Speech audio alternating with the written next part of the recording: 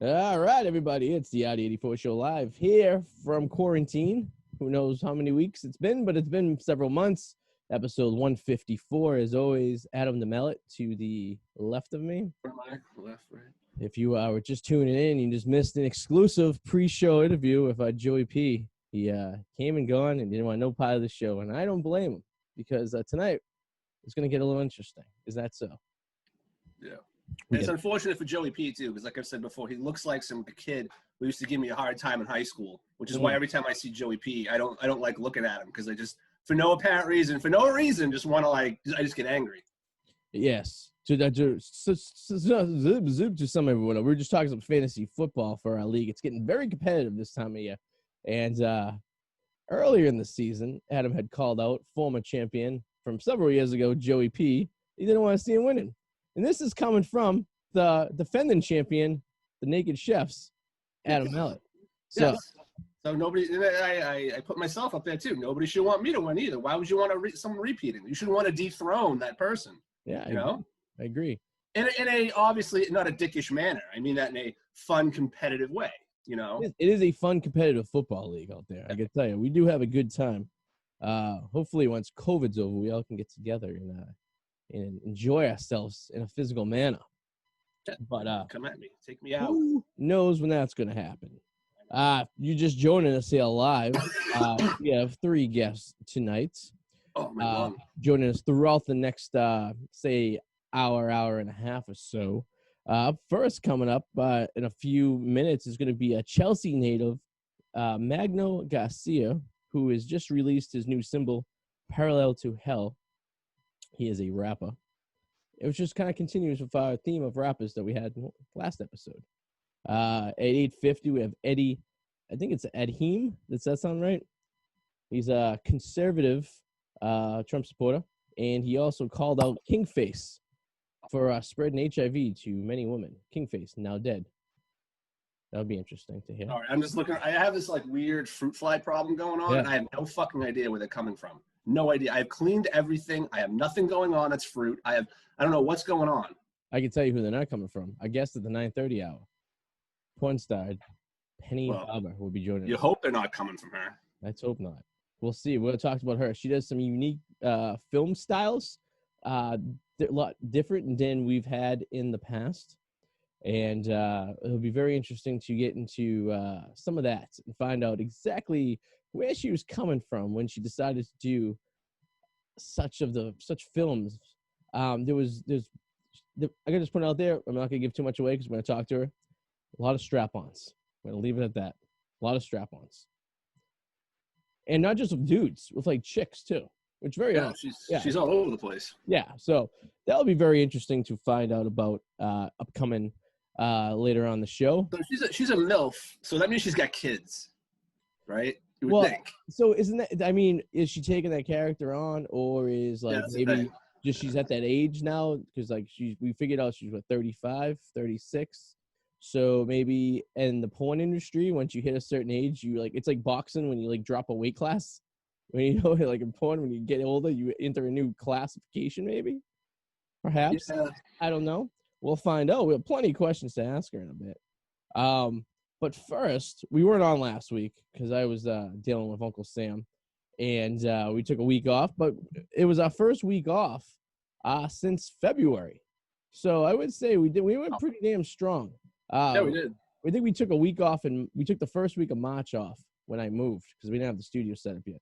But that was the last time we took I think we're on pace to hitting almost every week this year. So I think that's pretty impressive considering the fact it's taken us so many years to hit 154 episodes. But I do digress. Actually, but some of our episodes we recorded in the same night. We did multiple episodes in the same night. So our numbers will buff it a little bit. So it might actually work out to be an episode a day or whatever. But we're going to talk about it last week. We should talk about it now.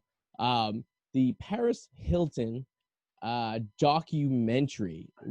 Adam, you've watched it, right? As I said. Yes, so I watched it. Yeah.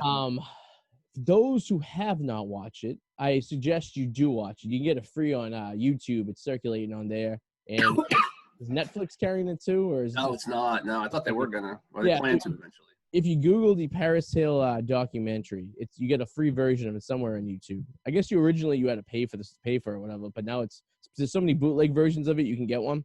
Yeah, no, there's one from her channel on YouTube. She's got two versions. There's the regular version and the extended cut, which is 15 minutes longer. I don't need that shit. Yeah. The regular one is fine. Yeah. You know? I watched it and I told you about it, and I was infuriated.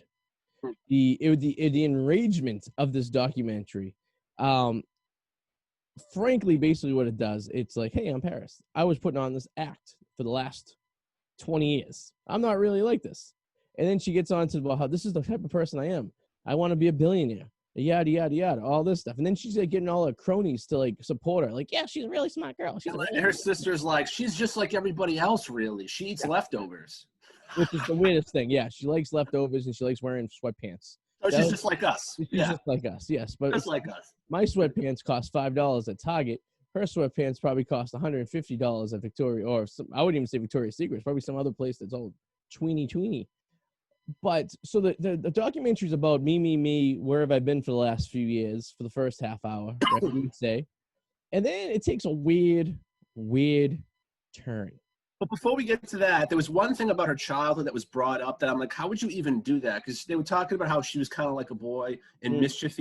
And at one time when she was little, like 7 years old, she bought a monkey and set it loose in the house. Where does a 7-year-old even fucking buy a monkey? And well, yes. And how does one know how to get in touch with someone who may sell said monkey? I know. That's what I was thinking. I was watching the entire thing the entire time, and I just call him bullshit the entire time because basically she hasn't been in the news in a while, right? We haven't heard from her in a long time. So to be frank with you, she kind of disappeared a little bit.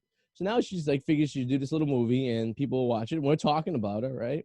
I mean, she's not bad looking. Like, here's the thing. Like, I always thought she was kind of cute myself.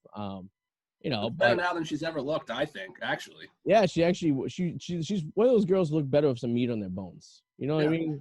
Yeah. Some girls just need to put an extra 20 pounds on to kind of fill themselves out a little bit so they don't look like they're like, mama. I was going to say, who's the one who died from anorexia? The Carpenters?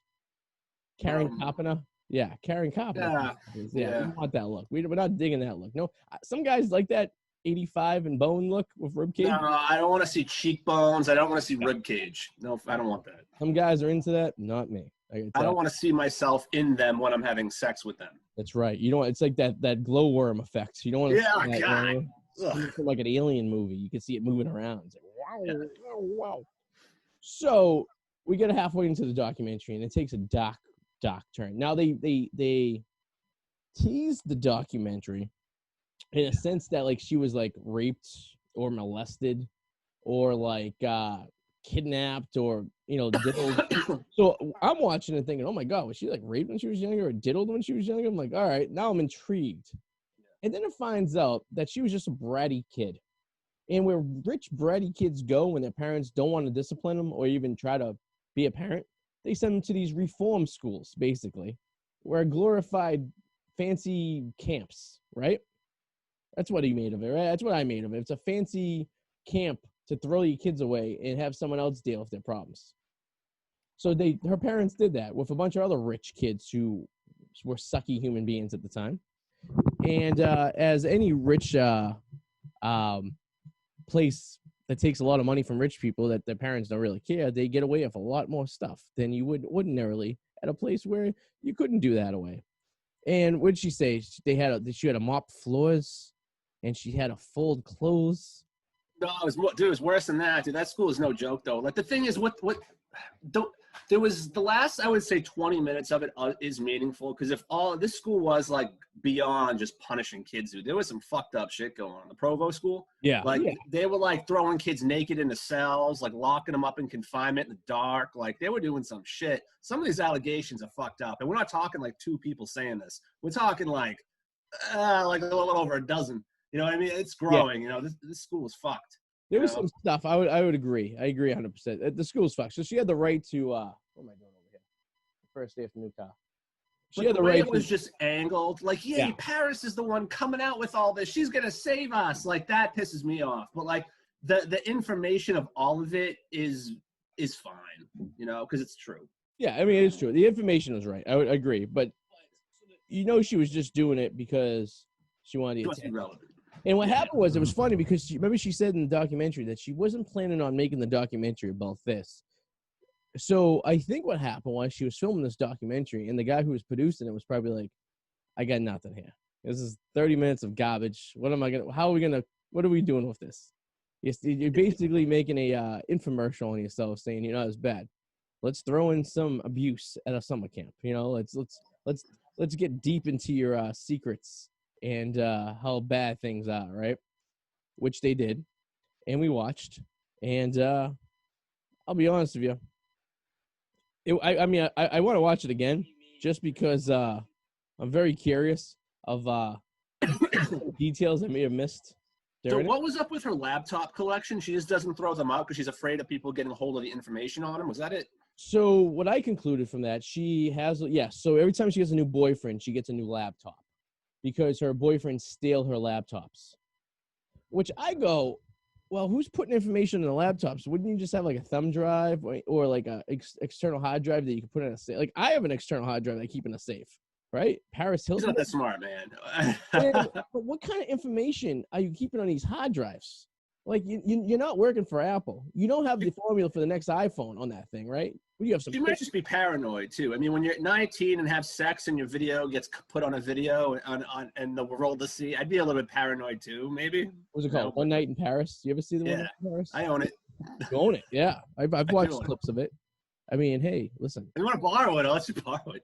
It's more. Maybe we should do a screening, an episode where we screen and we do some commentary over it, so we can get into details. There'd be a lot of censor bars. Would you say it was a Scorsese type film? No. Like what was the like? All I remember is like really amateur angles and like grainy like VHS style tape.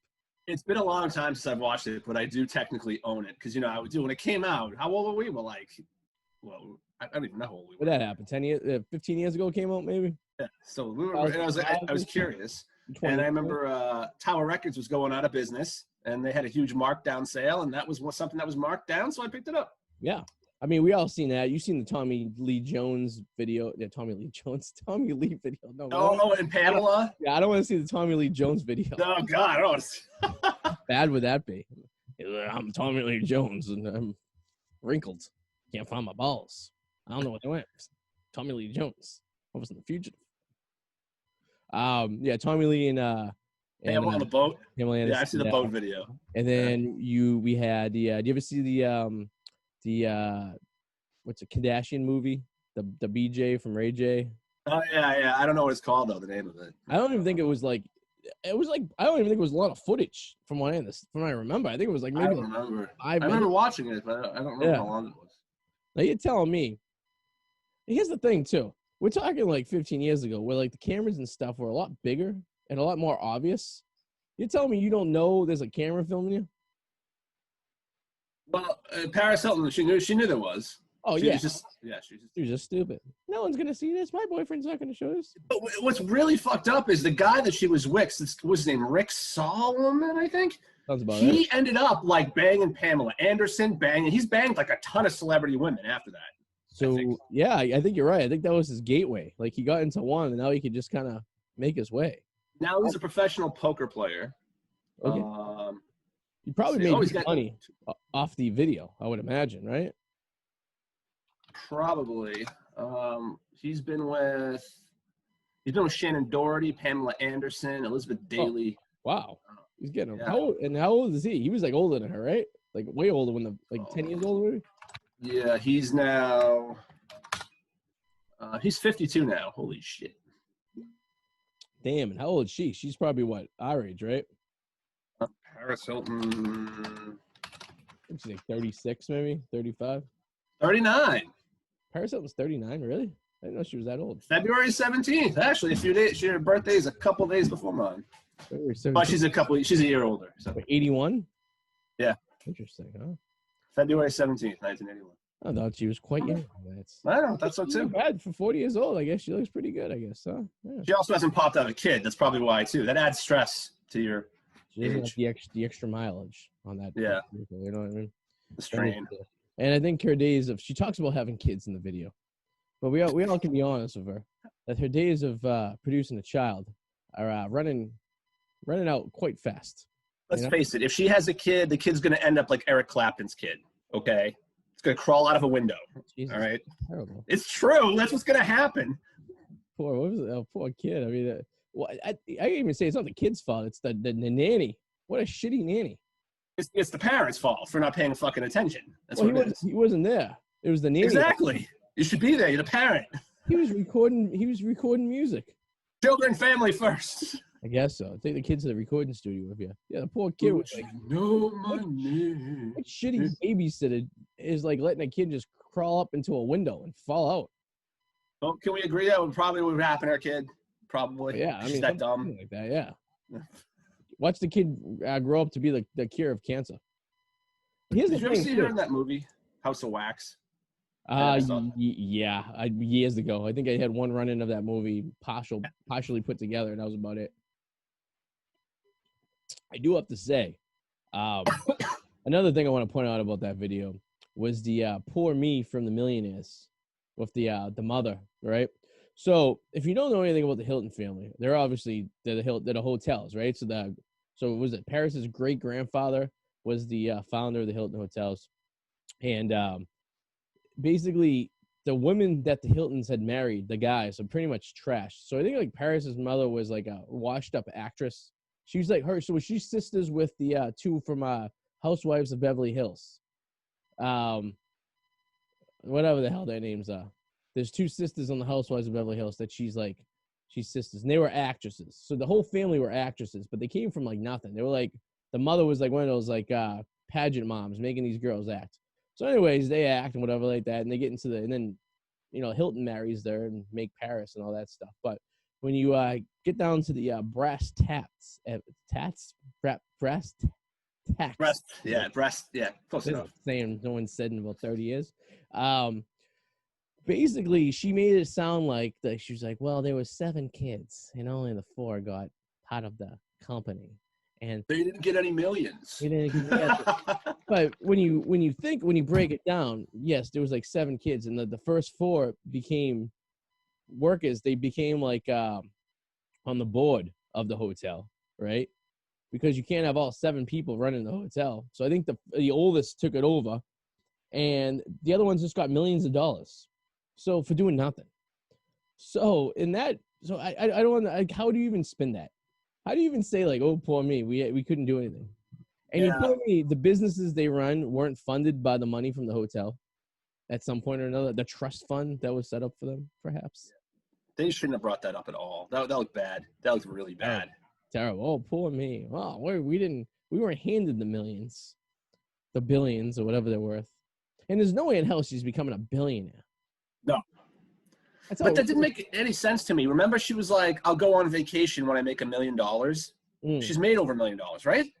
Remember she said that? And her entire life is a vacation, essentially. I love how, like, when you, like Kim Kardashian's, oh, I work so hard. Oh, taking pictures. Someone's taking a picture of me. I'm working so hard.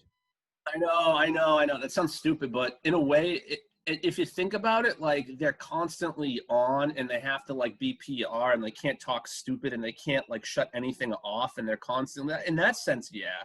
I guess so. That would annoy me after a fucking while. But it's not like they're working in a fucking oil derrick. Fucking, having to turn that wrench and make sure the oil doesn't spill everywhere, right? Or they're welding an engine at General Electric.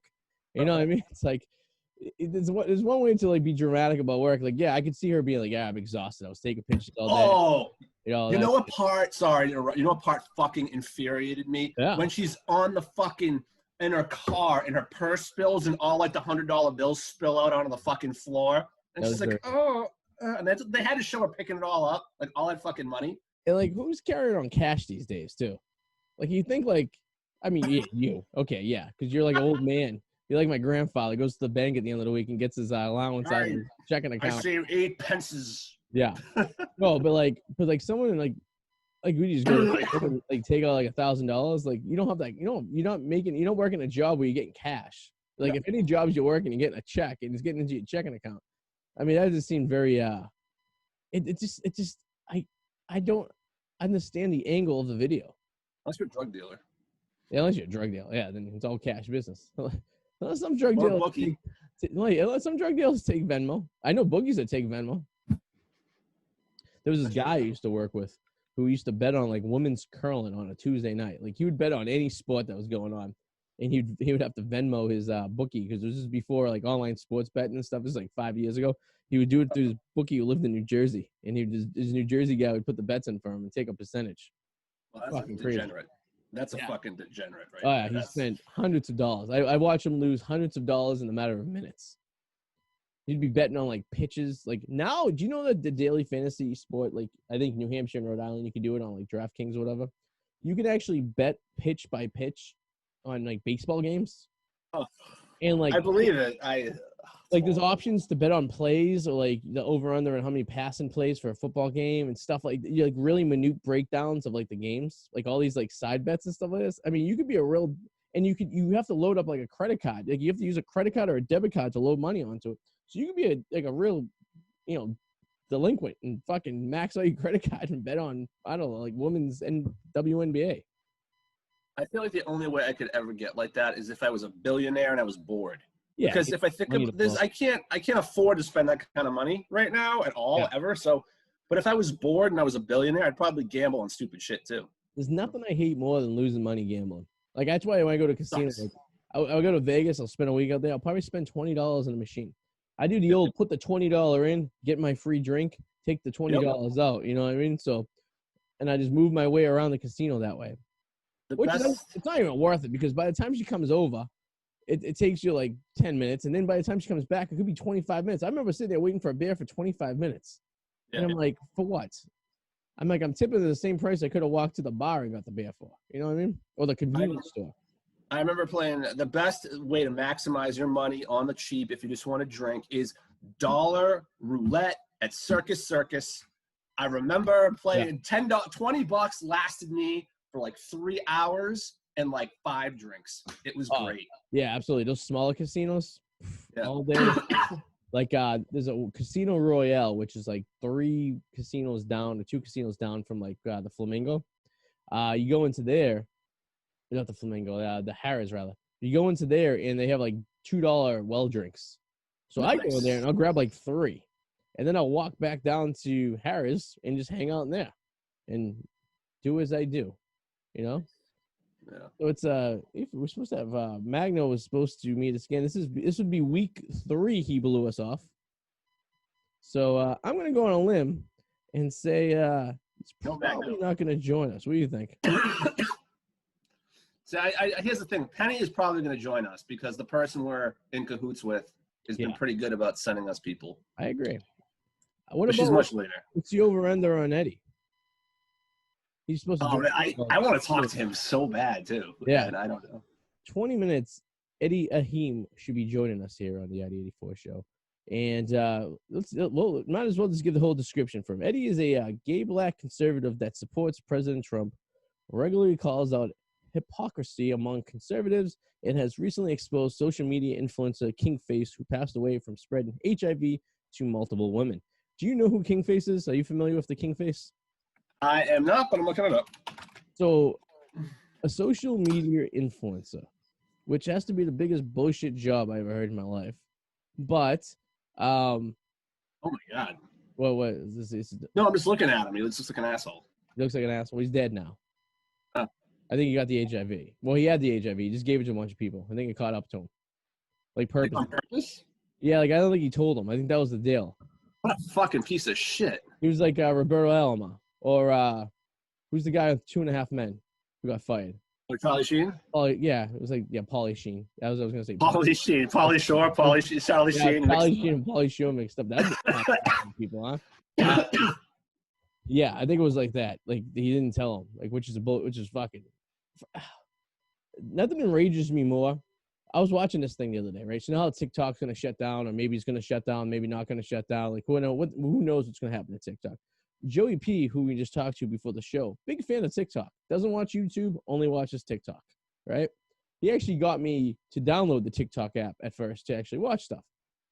So I'm sitting there and I'm watching this, like reading these articles online, and it's about these TikTok influencers who are, I don't know what I'm going to do for work if they shut down TikTok. You're 16, 17 years old. What are you going to do for work? Go work at the Stop and Shop like any other 16-year-old. Why? Because no one's going to be watching your videos anymore and you're going to be getting paid stupid money? Bullshit. I don't understand the TikTok. I don't understand the TikTok either. It's just like stupid little videos.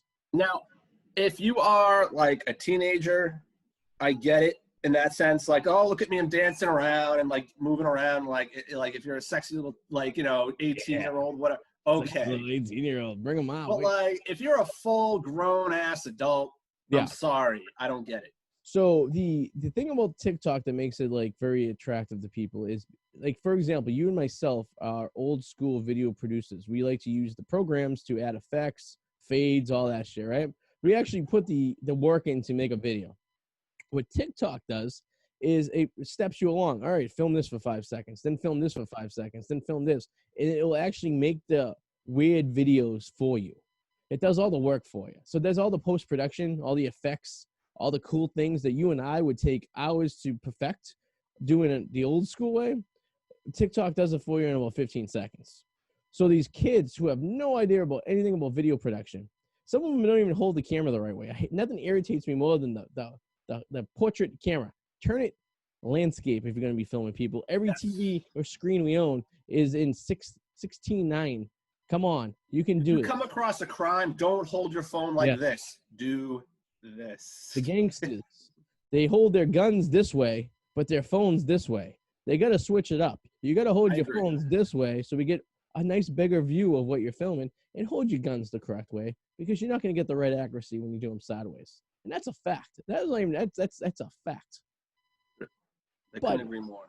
So do you have any sympathy for these 16-year-olds who are like, I'm not going to be able to make money anymore or get free stuff sent to me, so do my videos? At 16, you should be fucking broke or working a fucking real job.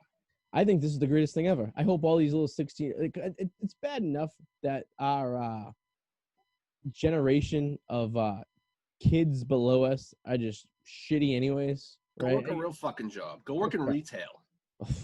Or the service industry. I think every human should have to work in the service and the retail industry for a year. Maybe one or the other, maybe both. It should be included in your high school graduation. You should have to work at the mall for a year and then work at a restaurant for a year, because I will tell you, you get a greater appreciation for human beings when you work in those industries, because when you get older and you go to a Dunkin' Donuts and, they're a little overwhelmed, or, the order's a little off and you got to get it fixed, you have a little more patience with the people, because one day you were working in that job or something of that nature, and sometimes you're just having a bad day and you fuck up, and the last thing you want is some righteous entitled asshole to give you the fucking rundown when all you're making is minimum wage to make a fucking coffee so you can have a few bucks to go to the movie theaters on Friday night. You know what I mean? 4.5 years fast food. Yeah. Right. Shit, I've worked in the service industry for like 20 years at this point, right? Yeah, Retail, 13 years retail, and amongst that as well. Dude, it sucks, but I don't get impatient when I go to like a clothes store and they're a little behind, or, I need something. I understand. I get it. You know what I mean? I've been there. Trust me. Especially when there's young kids working there. I know this is the last place you want to be. You do not want to be at the Square One Mall on a Saturday night at 9 o'clock. I know that's not where you want to be, because I didn't want to be there when I did there. But you suck it up and you do it, because at the end of the week you get paid and you can go, buy a hooker or something like that. I don't know what the kids do these days, to be honest with you. Now that movie theaters and stuff are closed, I don't know what they do in their spare time. I feel bad for those like adult managers that work those jobs. Like, do you think they go home every day and think about eating a bullet, knowing their entire work staff is mostly teenagers? So there was someone in our fantasy football group that was a general manager for a clothing store. I will not say what the clothing store is or who the person is in our fantasy football group, but he only I won't throw a name out there, but do I know him very well? You've met him occasionally. I would say he was at the wedding, but pretty much everyone in the fantasy football was at the wedding except for one person. So, I mean, is he someone in the general core that I know well? He's like a B-list celebrity, if you will. He's okay, not, then I not probably an A-list. You came across him. okay, but he's not like the core, like He's not the core, but he's been in the group. He's been in the fantasy football league since the beginning. He hasn't lived with you, right? He has not lived with me, but Okay, he's lived near me, and I'll put it there. Okay. He used to just hire hot, young 18, 19-year girls and then bang them. Was he late to the wedding? He was late to the wedding. Very late. Okay, all right. I know he is. All right. That should be enough clues right there to sum it up. And if he's watching, he knows who he is. But we're not going to tell you who he is. We'll let that marinate. But yes, so I think as you're an adult manager, and I noticed that working in the restaurant too.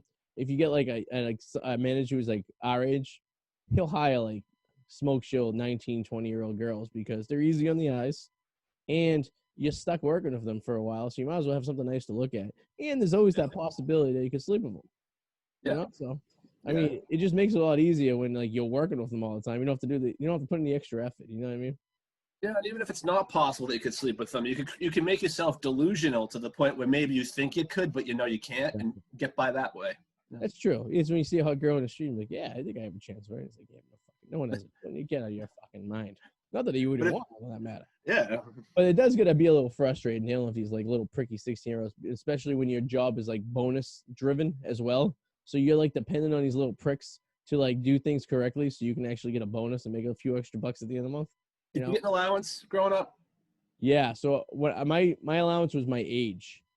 So as I got older, I got a raise essentially until I was 18, and then I was cut off. Age 17, because once I started working, we started working. I got cut off. So like I think they started when I was 10.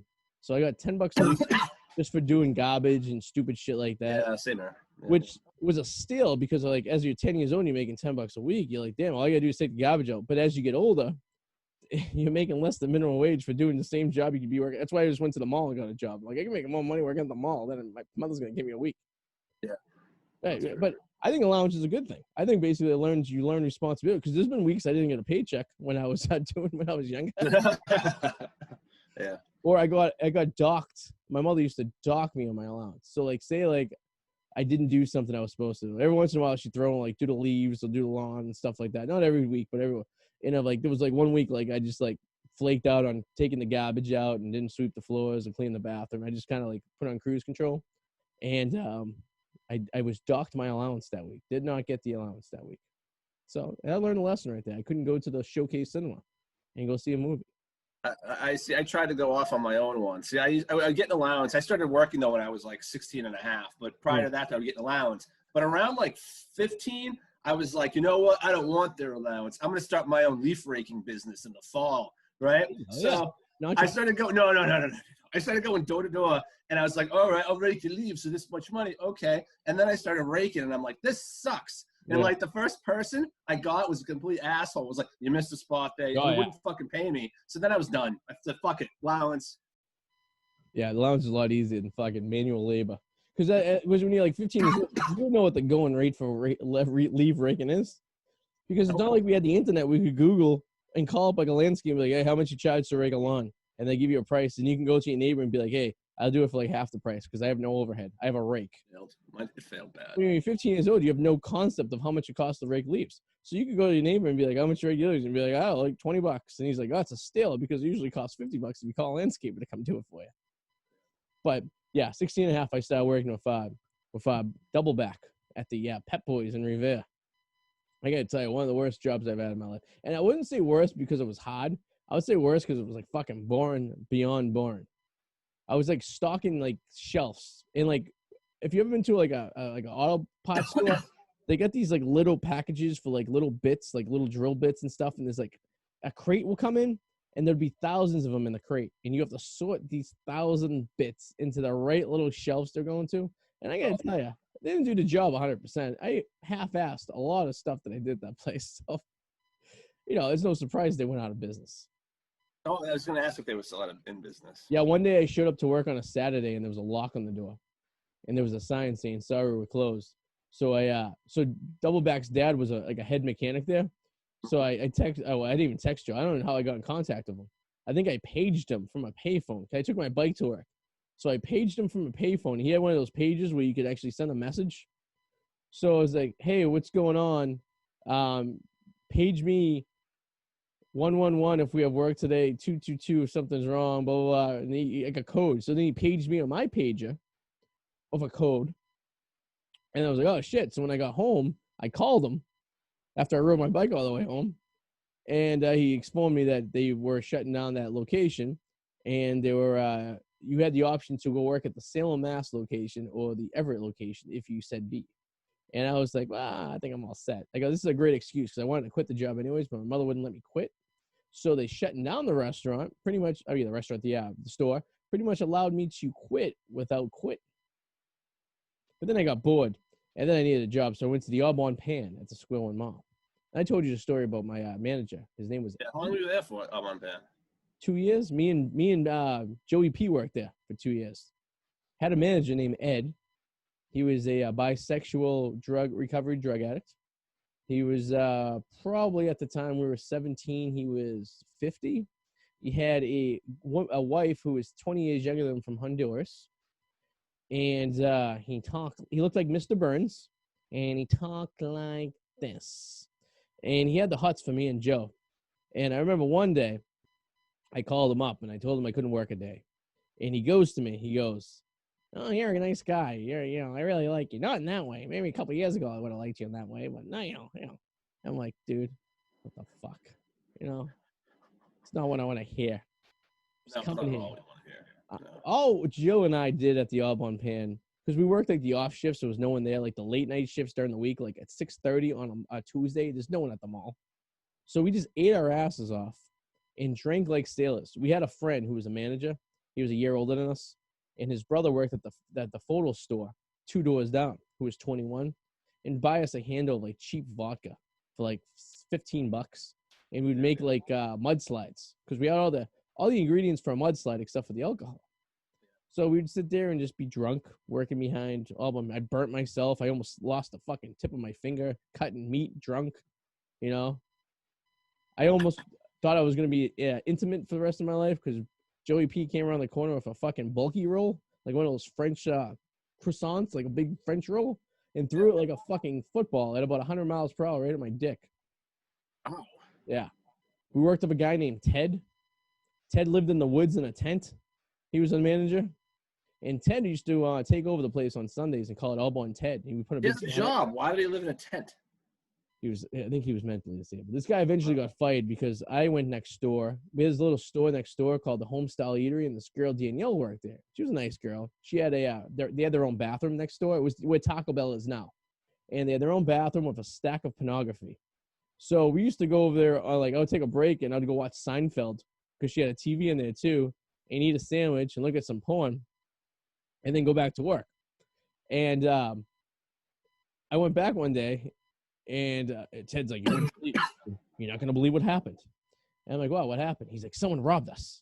Like, what do you mean someone robbed us? He goes, someone broke in through the back door, went into the safe, stole all the money, and ran off.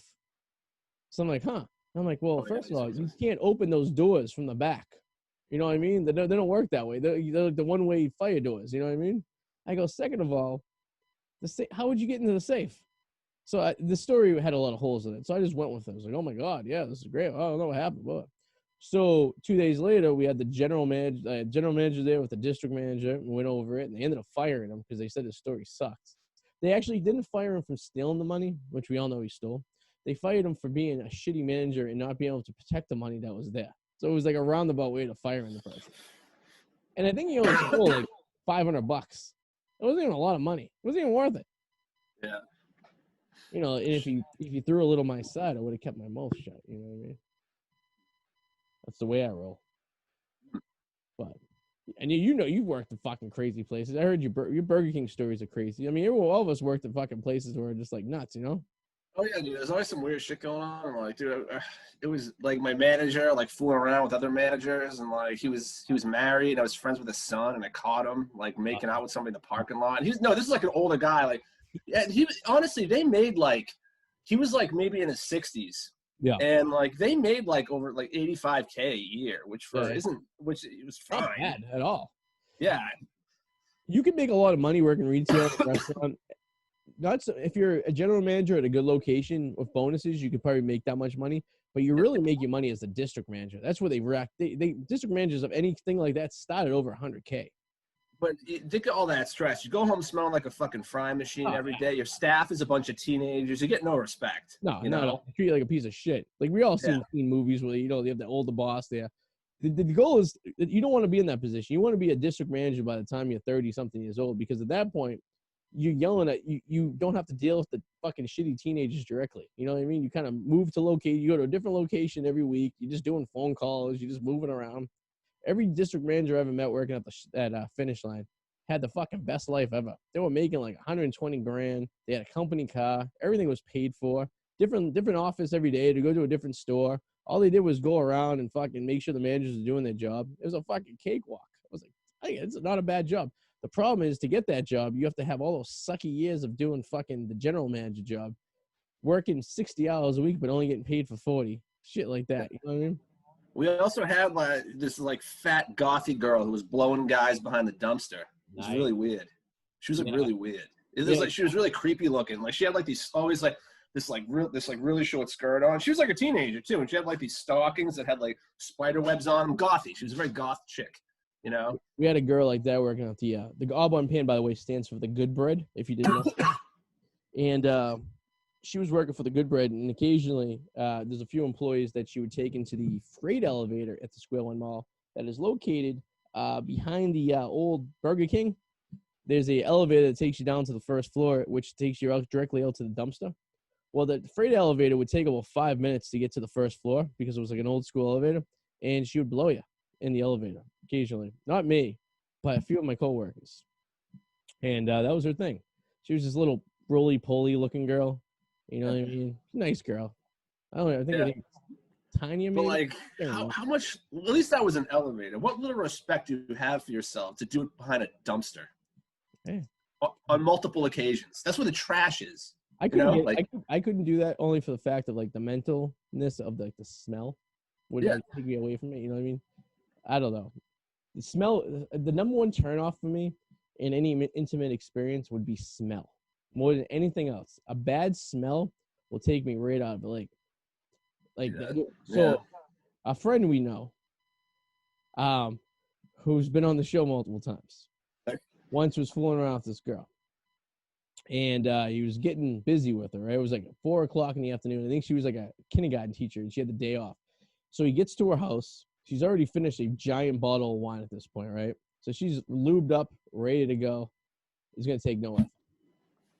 He says he lays her. She lived in a studio apartment, so the bed was in the main room of the apartment, and he goes to lay her down on the bed in a romantic fashion, and takes off her shirt, and he says the BO that was protruding off her body knocked him dead. Wow! And this is a guy who I've seen perform in very trying conditions, right? He said he could not do it, and I believe him, because the smell, I couldn't do it either. If I smell BO, or imagine going down on a broad and getting a whiff of tuna fish. You see, I feel blessed. I have never had that issue. I have never been with somebody where I have had to deal with the smell. I've heard horror stories, and I've been fortunate. I've had some weird situations where it's I was with a girl and I went into the bathroom. There's a weird stack of porn magazines on the toilet. And I'm like, why are there porn magazines? Oh, that's my roommate's. Who's your roommate? Oh, it's my mom's boyfriend. That's a little weird. That's fucking awesome. That's fucking weird. Well, I told you that story about the mom's, the boyfriend, right? I think we told you. I don't know if I told you. Miami, me and Double back in Miami. So years ago, let's go spring break 2005. We got a few minutes to kill before our next guest, Eddie, joins us. Spring break 2005, me and Doubleback and his brother Anthony go down to Miami, of many places during this trip. So Joey's drunk, and he's sitting in the hallway of the Colony Hotel outside of a room playing guitar. Just playing guitar, We brought a guitar down the spring break of us because that's what douchey guys from Revere do when you go on spring break. Bring a guitar. And we've been drinking all day, so he's out there. So some girl comes out of the room across from us. Very attractive girl, very, very cute. I believe she was from, I feel like South Dakota is the state. I feel like this is the state where she's from. And she's been And she talks about going to Miami all the time. And she's here with her mother, her father, and her father's best friend. Okay.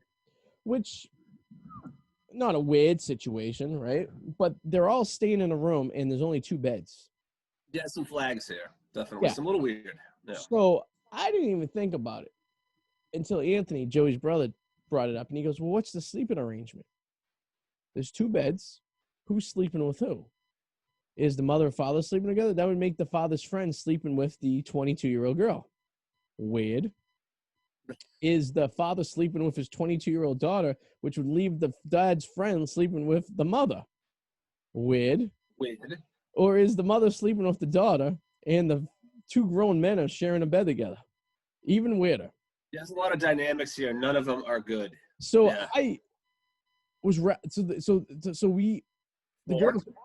my mind's blown at this point. So Anthony doesn't go out. So me and Joey were invited to go to this like really nice nightclub in Miami that she had to hook up with. She could get us in for free and all that stuff.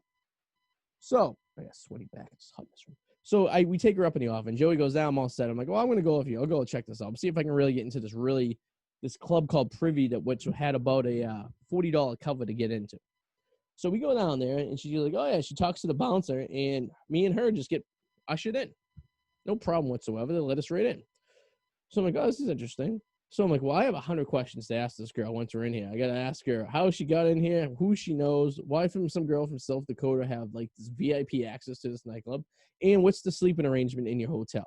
That was what I was eventually going to get to after a few drinks. So we walk through the door. I walk up to the bar. I go, what are you drinking? She's like, I'll take a Corona. I get 2 Coronas for $22. That's how much $11 a beer was. So I go, okay. What year is this? 2005. Holy shit. So that's crazy. So, $25 later, we get 2 beers out of the deal. I got a 24-pack for that price. I give her beer. She goes, thanks. And she goes, well, have fun tonight. And she disappears. So here I am alone in a nightclub with a $11 beer. The chick's gone. I thought I was working this girl. I was like, wow, this is great. Maybe I'll give her a place to sleep tonight. That went out the window. Didn't get the question that I really wanted to get, was the sleeping arrangement in the hotel room. I was creeping out. I hung out at the bar outside the hotel thinking she'd come back and catch her and maybe ask her this question. Didn't see her. Next morning, we woke up. We spent some time in the hotel, especially with the door open, waiting until maybe they walked by. Didn't see any of them. They must have left in the middle of the night. They were gone. We never ran into them again. It was almost like a ghost. It was almost like they didn't exist. It was quite freaky. Then did it happen? That's one of those things. If you never saw it again, there's no evidence of it. Did it even? I wish I had kept her number. Like back in the day, I used to like save. Remember when we get cell phones? I'd put a number in there, but then I'd get back to Boston and I just like deleted them. Like, what the hell am I ever gonna use this number for? And you can't remember her full name to try to creep on her? Nothing. I couldn't remember. I couldn't even tell you her first name. God, my whole thing's sticking to my chair. This is amazing stuff here. Hold on, I gotta do a little stretch here for everyone. You're not wearing your lottery shirt? That's what it is. Anyway. I had a nice salad with some feta cheese. It was nice. It was delicious. I can't complain. Not that anyone would really care at this point. You know what I mean? It's one of those things. As I taste my lung. What's going on tonight? Did our boy Ryan Glover? I think he's sabotaging. I think he's in sabotage mode. Hot take. I think so. He might be. Let's see here. I'm trying to see if maybe it's on. We're ready to go. Did he send us an email? Did you get? Oh, he gets the wrong email for you anyways. Let's see. That's good. No text message. No. Did we get an email? No emails. 8:50. Should be joining us. So far, we're 0 for 2 here. And I actually really want to talk to this Eddie character. Let's see what he's all about. But you didn't have any problem logging in, did you? No, it was pretty easy. No. I don't know what you fixed, but it turned out fine. I found out that I was just hitting the wrong button the entire time. Apparently, when you log into the Zoom and you have like a scheduled every week, all you got to do is click on that button. For some reason, I was clicking start a meeting, thinking that I just bring me into the meeting. And when I was fucking told you that. That's why you kept getting the interruption saying whatchamacallit, saying that I was in a different meeting. Yeah, that makes a lot of sense. Yeah. So I was like, oh, that makes sense. So there you go. Fix that problem. But what else we got going on in the world? Let's see. Oh, you and I kind of talked about this not that long ago. It was about the fucking condoms in Vietnam, the 300,000 used condoms being resold. Yes. Yeah. So when do you bring everyone up to speed on the used condom situation here? Oh God. So in Vietnam, hold on, let me fucking pull this shit up. So the Vietnamese police seized more than 320,000 used condoms that were to be illegally resold and to unsuspecting customers. At local media reported. Footage showed dozens of bags that together weighed 794 pounds in a warehouse that was recently raided in Byung Dong province. Lots of used condoms there. So I suspected, and you agreed with me, that they're probably getting them from brothels and like massage parlors, and like they're probably just collecting them when they're done and then bringing them to a source. And I guess they're cleaning them and reshaping them, was what I read online. So I'm assuming is like a Tupperware container full of soapy water that they're dipping these used things in there, and then they have like these things that look like dildos that they're probably rolling them on and then rolling them back up to get the shape. How old do you think some of those are? Because think about it, even if you go to all the brothels and everything, they barely weigh anything. 794 pounds? A lot of condoms. But how old do you think some of those are? What's it? Well, how many condoms do you think take to weigh a pound? Probably what? A lot? Let's find out how much a condom weighs. How much does a condom weigh? How much does a condom weigh? I'm going to say a condom weighs in 2 ounces. A condom weighs 0.07 ounces. Are you kidding me? Really? Sort of 0.07. So with that math, it would take 3 condoms to weigh 2 ounces. Interesting. So you have the number of how many pounds, right? 0.07. So just multiply that by fucking or divided by how many. That'll tell you how many condoms. Oh, how many ounces are in a pound? 16. Oh, fuck me. So that's like, so if it's 3 condoms per 2 ounces in the 16, so that's 3 times 8. So that's like 24 condoms equal a pound. Okay. Oh God. So multiply like say 24 times how many pounds they found, and that'll be how many condoms were found. 24 times. Oh God. Okay. 24 times. A lot of condoms. 19,056. Gross. That's a lot. Gross. That's a lot of fucking dicks. And you figure the average sex worker is probably using 4 a day, maybe 5. You know, yeah. And they're probably getting them from a couple of sources. But like, yeah, I mean, and they crack. How can you even use them? Like, where they shooting them with a little bit of lube as they're rolling them back up, and how are you repackaging them? That's the killer. They just put them in Ziploc bags. And who's buying these? I mean, maybe if you're really horny and drunk, like, you know. I want to know, like, did they get any like information on it, like, of where they resold or where they went? Because that's what I would be interesting to know. Yeah, they never disclosed any of that. Like, were any of them actually used, or did they catch them in like the nipping in the bud? You know what I mean? Yeah, they wouldn't say any of that. It's unclear how many have been resold. That is absolutely terrible. That is the most disgusting thing I ever heard in my life. I would never I would never do that. There's a very small list of things I wouldn't do, and that is on the list 100% of stuff I will not ever do is reuse a used condom. I mean, I don't know. Have you ever tried reusing one of your own before? Like, it's crossed my mind, but I never did. Like, not you. Like, say you had a mishap as you were rolling it on, and then you had to roll it back off. Like, say yes. But it's very difficult. It's not very easy to do. Right? Especially in the dark, it's annoying. Like, you pull the condom out, you put it on. Dude, I never get it right the first time. Usually I pull it out, and I'm like, shit, this is the wrong side. And I flip it over quickly. The worst is if you put the one that numbs her, or numbs you, and you go the other way around, and you get shit! I never thought of that. Yeah, you get there's one that like numbs you, and it's extra tingling for her. But if you go the other way around, you'll numb her. You'd be pumping for days and not get anything done. And there's no way to tell you which way you put it on the correct way. That sounds horrible. Glad those days are over. Condom days. I can say that because I have a child. It can be over for anybody you want, Anybody can decide to. We know somebody that never likes to use them. That's right. There is a person we know who doesn't feel as strongly on using them such things, I mean, nobody likes them. He once told me, and I quote, "I don't use a condom because if I catch gonorrhea, I can just get a penicillin shot." I go, I wouldn't be worried about the gonorrhea if I were you.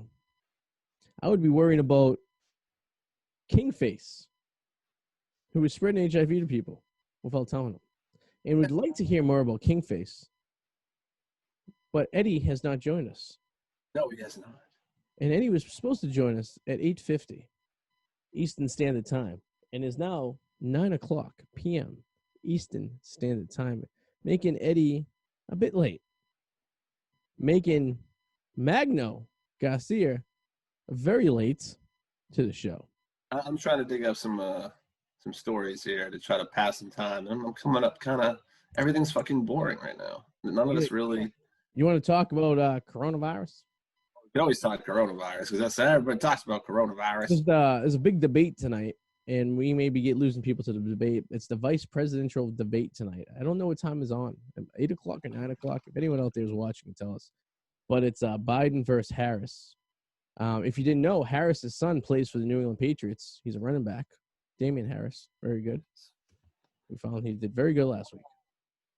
Did they say what time the video was? Did you see it? I'm looking up right now.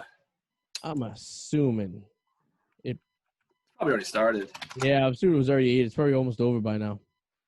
They made me want to fucking read all this. It's like the debate. Click here to find out what, blah, blah, blah. Isn't that the worst? The websites that take you like 100 different directions, and all you want to do is find some information. Trump campaign leaves ticket for Tupac? What? What the fuck is this? Interesting. Wait, who left ticket? The Trump campaign is reportedly leaving a vice presidential debate ticket for Tupac Shakur as a jab at Democratic candidate Kamala Harris. Because here's the deal. Did you see the interview with her? They asked her who her favorite. They asked her who her favorite rapper is right now, and she said Tupac Shakur. As we all know, Tupac has been dead since 1996. Murder never solved. Although he did release many albums since his death. Dead. He's definitely dead. I promise. I would say Biggie is definitely dead. They're both dead. I promise them. But I agree that Tupac is dead, but I think there is a better chance that Tupac is alive than Biggie. If you were to make a case, yeah, but they're both dead, especially nowadays with social media. Yeah. They'd be found. He's not living in Mexico with a fake name like there was reported about 10 years ago. Oh, that stupid shit? Yeah, no, he's dead. He is dead. He was actually, I stood in the same spot he died. It's in front of the Circus Hotel. When the main entrance right off the strip, he was coming out and they drove by him and shot him. Which obviously had to be set up because how would they know he was coming out at that exact time? On a busy... He didn't die that day either. He stayed alive for a little while before. Yeah, they put him on. They couldn't get him back to stable condition. He eventually died. It hasn't started yet, by the way. It starts in 28 minutes. Really? At fucking it begins at 9. It says debate begins at 9 Eastern time, but it says 28 minutes until it starts. So maybe they do like a pre-show for the debate. That's kind of old for the. That's late for these old people. Unless this the can't debate, be right. Maybe this is a re. Where's the debate? Oh, it's like a rebroadcast. Hold on, never mind. It's probably already started. Yeah, it's starting now probably. I was gonna say it probably happened like 8 o'clock maybe. I mean, these are old people. These are elderly people who are debating. They have bedtimes, you know. Oh, it says 9 p.m. Eastern time. Okay, so it'd be on right now. All right. Interesting. We'll be able to catch up onto it after the show, you know. We'd be able to talk about the debate with Eddie if he was there, or maybe even Magno Garcia. Or yeah, now we can talk about with adult actress, hopefully. Yeah, I'm sure she knows a lot about politics. You know, She might. I want to. I'm always fascinated when we talk to those ladies because they, I don't like to stereotype anyone, and just because you do one type of job doesn't make you that type of person, right? There's a lot of intelligent people that do jobs like you would know. There's possible rocket scientists that bartend sometimes, right? You don't know. But so I'll read her little intro over here, and this is what Ryan used to do for the short time he was on the show before he went his own way and did his own thing. But here we go. It says adult film star Penny Barber, with over 4.6 million views and 6,000 subscribers on our Pornhub porn star page. Penny is climbing to the top of the clips game around the world. Her clips for sale in ManyVid store. Who's buying? I was going to say who buys these stuff. Eric buys this stuff. Eric's told me many times he subscribed to porn stars' Instagrams and stuff, so he can get like private pictures and stuff. He has private. I would love to. He has private pictures of porn stars. So there's this girl, Sarah Rusi, who did our show many years ago, who does like a OnlyFans page, and he subscribes and pays like $25 a month to see her exclusive pictures. So there's people that do this. So I guess there's money to be made. Penny is up for Best Clip Performer of the Year in the 2019 Flashbot Awards. Penny is asking her fans to hashtag rock the vote every day for her from now until November 29th. We have an opportunity to have her win by the show. We have a broad audience. We get some viewers out there. Google Penny Barber, at her. I'm sure it's like at Penny Barber probably, or adult star Penny Barber. And then hashtag rock the vote. Because when you do so, you'll be influencing people to vote for her for 2019 Fleshbot Awards. 2019. Maybe you meant 2020, or maybe it's I hope so, but damn, that was over. I'm getting this information from Mr. Glover himself here. This is what he sent me. So I didn't fact check any of this stuff, so I'm just gonna put a disclaimer out there right now for the two of us and anyone else watching.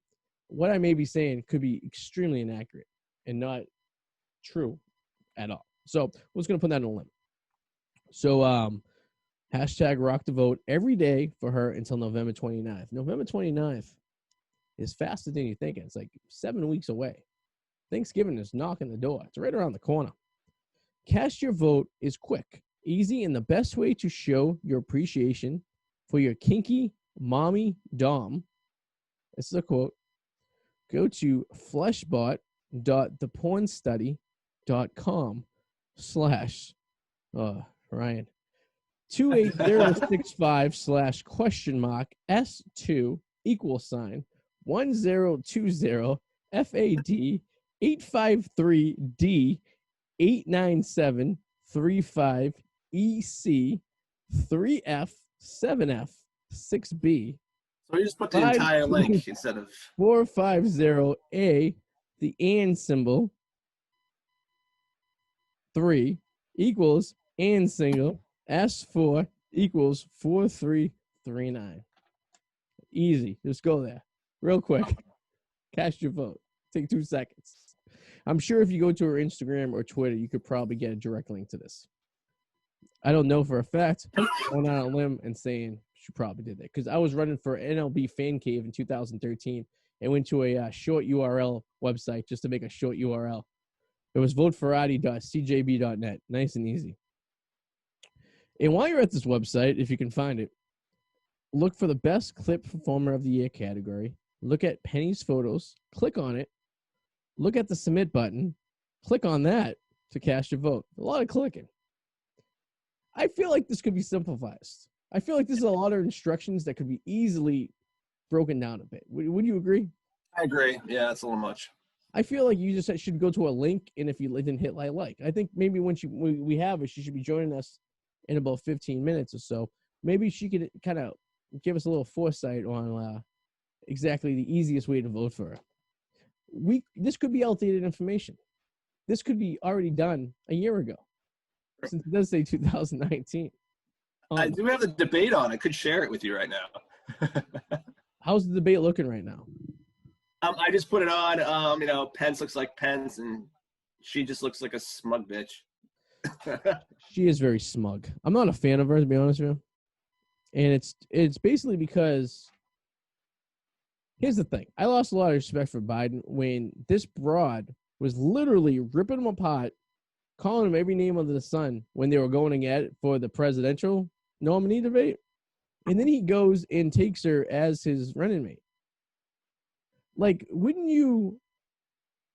That's what Obama did with Hillary too. I mean, they all do that. Well, he did. Well, Hillary was in his running mate. He gave her a cushy job, and that was basically pull out of the election so I can get the nominee. That was basically one of those things that he did for her. Yeah. But I mean, if me and you were running for the same position and we're like bashing each other, like if you were like, "Hey, I know I won, but you want to be my running mate?" I'd be like, "Oh, you go fuck yourself with a 2-inch pole."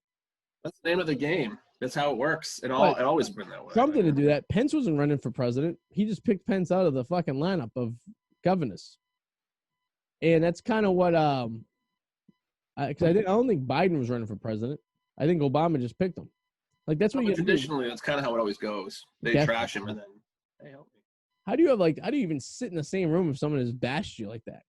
Taking your career. It's like, oh, this at least takes you up a notch, you know? Yeah.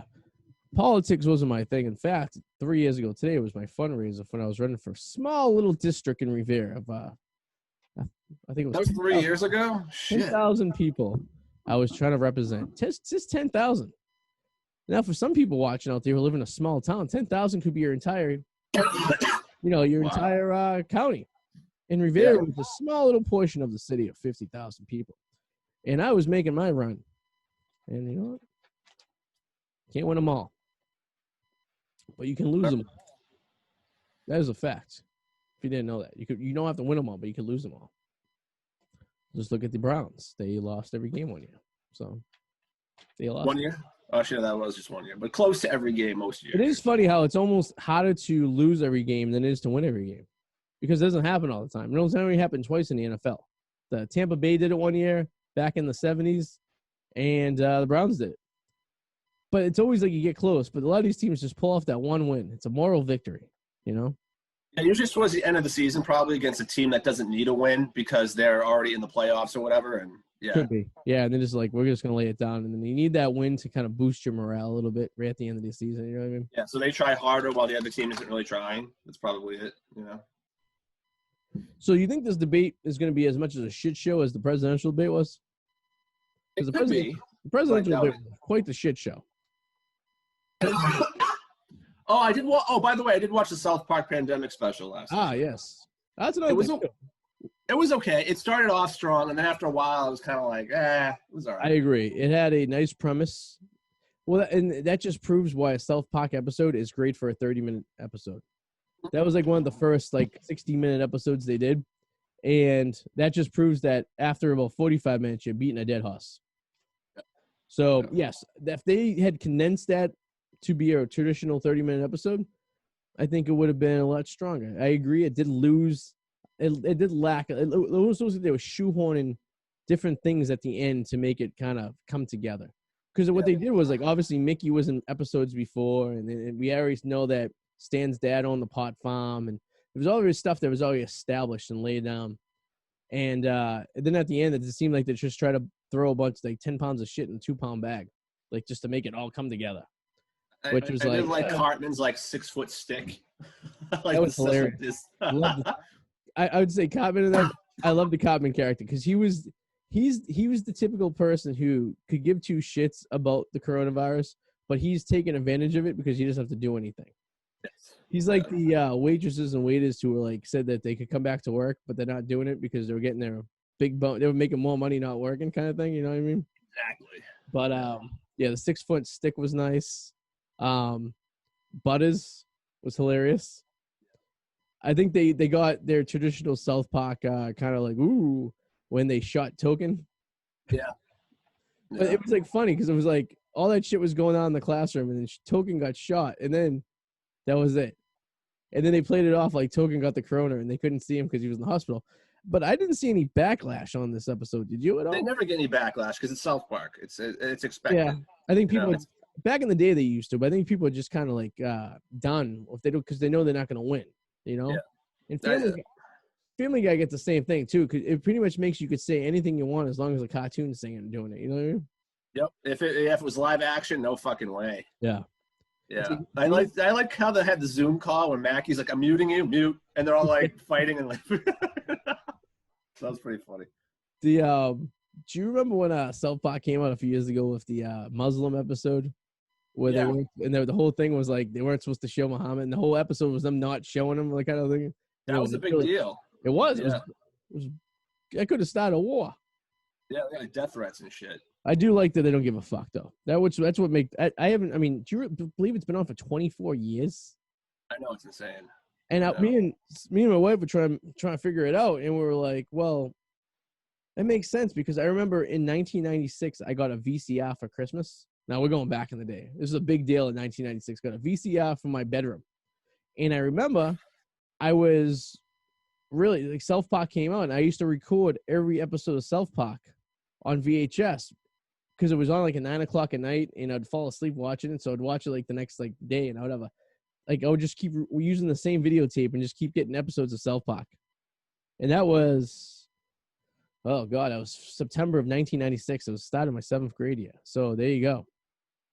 But I got to tell you, the show's still, it didn't Family Guy. It's amazing they can still come up with like storylines. But I guess you just take stuff from pop culture and general public, right? And just kind of tweak it. You have to wait for something to happen. Like I remember the South Park election special when Obama won was a big deal because they actually put it together that night after he won the election and it aired the next day. That's how quick the turnover for that animation is. Yeah. You got to figure they probably did so many scenarios, right? And they just had them everything in the can, and they had to go and just cut it and edit it and put it all together like to make it work. Yeah. But it's like, I mean, it's pretty impressive. I mean, it's such low.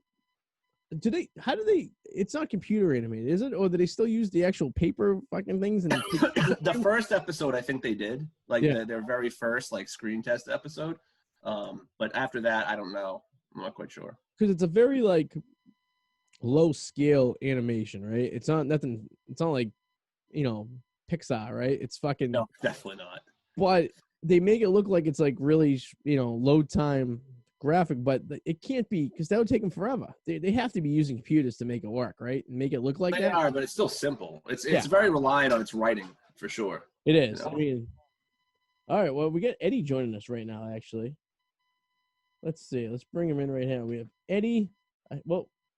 There he goes. Eddy, what's up, brother? How you doing? Hey, how are you? Good. We thought you were blowing us off tonight. We were looking. No, I sped home. I'm sorry, I lost track of time. No, it's all right. Thank you for joining us. You look tired, man. Dude, I had a really crazy day. What happened? Can you share with us? Yeah, I just had to do like a lot of running around. I'm preparing. I'm helping my friend move. Oh, okay. So it was just like really chaotic. And my friend's like, what do you call those people who like everything really organized? Like OCD type people, kind of. Yeah. And it was just like really annoying. So I was like, I'm gonna leave you, and I was like, actually, I have to go because I have an interview anyway. So perfect excuse there. You got to leave because you got to do stuff. But thank you for joining us for tonight. Where are you actually joining us from? I'm joining you from Long Island, New York. Ah, Long Island. Love the island. I love. Say that again. I had a buddy in college who's from Islip. Oh, yep. I'm close. I'm like probably like 2 towns over. There you go. I spent many days in the summer in Islip back in the day. Yeah. Oh, we're talking about 2 different Icelands. I was like, what the fuck are you talking about? Islip. Islip is the biggest pain in the ass to get to. We're broadcasting from Boston up here. It's the biggest pain in the ass because if you miss the ferry from Bridgeport, you got to drive all the way around you got to take like a 2.5 hour detour through New York City, then come back up the island. Oh, yeah. That drive is chaotic. Yeah. You need to hit that ferry in Bridgeport, Connecticut, and go right across. It cuts like hours off your commute. But if you miss it, because then you're fucked. And you'd be there for the rest of your life. It's a terrible, terrible thing. But so it's funny. We were just talking about the vice presidential debate, which I believe is going on right now as we speak. And you're a conservative. who supports Trump, which Someday. Some days. someday. Well, Some days. so I agree. I feel like that's what almost all Trump supporters say. Someday. Are you the type of person, because I support Trump as well, that just says if he just shut his mouth and just let it ride, sometimes he would just be better off? You know what? I think it's deeper than that. I think as his supporters, we let him slide with way too much. Like I feel like he actually thinks he has a big of a loyalty than he thinks he is, and he forgets that. Like sometimes this is not like we don't care about his. It's not about his personality. We love his personality, but we care more so about the policies and the things that he's talking about. So he doesn't understand that we're more loyal to his policies than him. So when he backs down from one of his policies, we're like, whoa, whoa, whoa. And then he like tries to retract the statement. So I'm like, yeah. So I guess it's more so like if he would shut his mouth, but we wouldn't know if he was going to do things or not. I feel like that he can't help himself but to be honest. Yeah.